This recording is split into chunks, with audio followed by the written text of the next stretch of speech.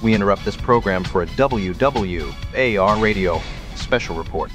We're coming to you from the Haddonfield Sheriff's Department. We're here at a press conference about the devastating events that happened this past Halloween. Many of the people involved are with us today. First up is Dr. Samuel Loomis from the Smiths Grove Warren County Sanitarium. He was the doctor of accused killer Michael Myers. Dr. Loomis, thank you for speaking with us today. Thank you for letting me speak today, even if I am a bit frail right now. The burns still are very painful. Halloween was truly a horrific night for this small town of Haddonfield. You've been involved with Michael Myers for years.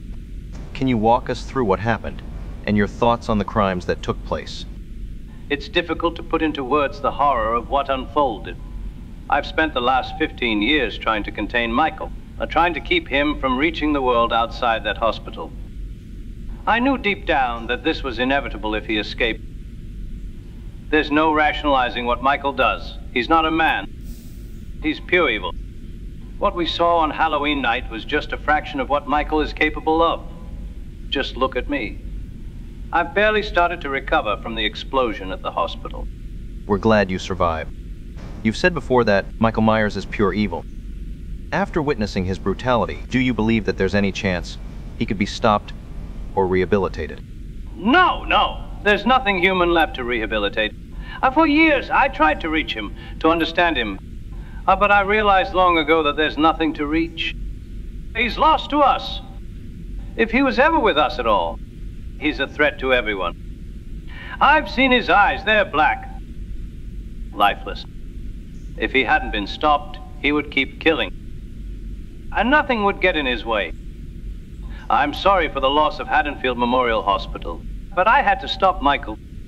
Given everything that's transpired, what do you plan to do now? As you know, somehow he survived the fire at the hospital. And my goal now is to make sure he never, ever escapes again. And Halloween night showed the town what I've known for years.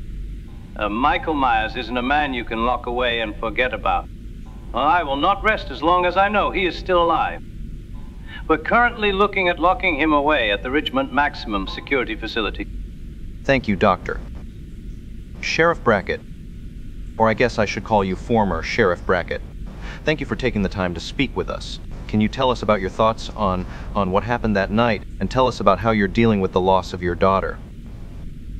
I don't know if I can ever fully grasp what happened that night. I'm devastated. My wife is devastated. Haddonfield has always been a quiet place where things like this just do not happen. Sorry. I'm trying to hold back my tears. Michael Myers, he brought a kind of evil I've never seen before. Dr. Loomis mentioned how he's been warning people about Michael Myers for years, calling him pure evil. After what happened, do you agree with that assessment? I didn't want to believe it. When Loomis first came to me talking about evil, I thought he was exaggerating. Maybe even a little off himself. But I was wrong. Michael Myers isn't just a murderer. He's something else. And there was nothing in him, nothing human. Just darkness. He killed my daughter like she was nothing. Just another victim in his path. What do you plan to do now? How do you move forward after something like this? I don't know if I can ever move forward, to be honest.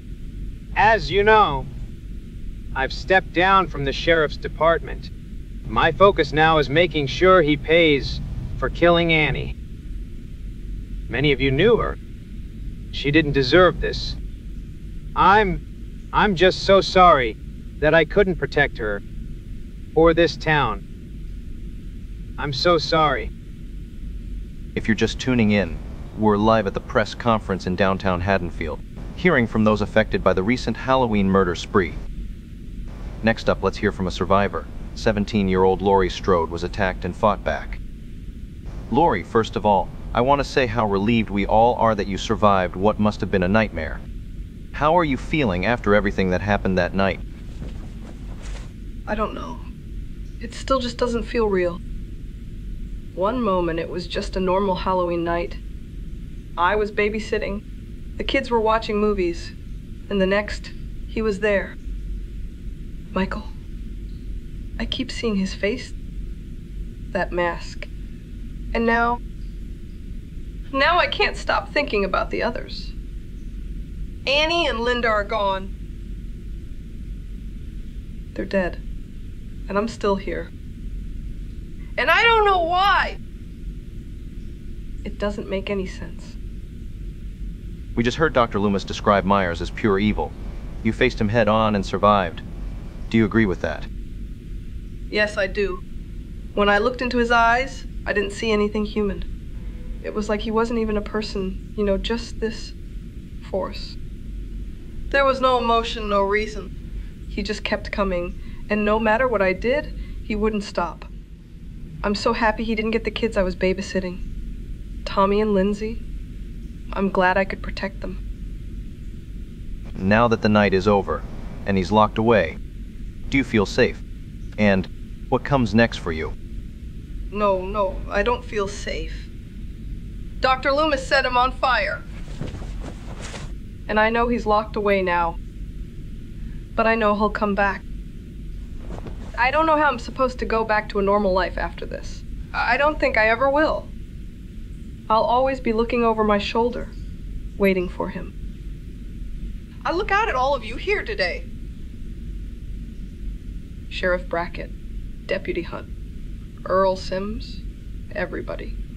None of us will ever be the same again. All because of him.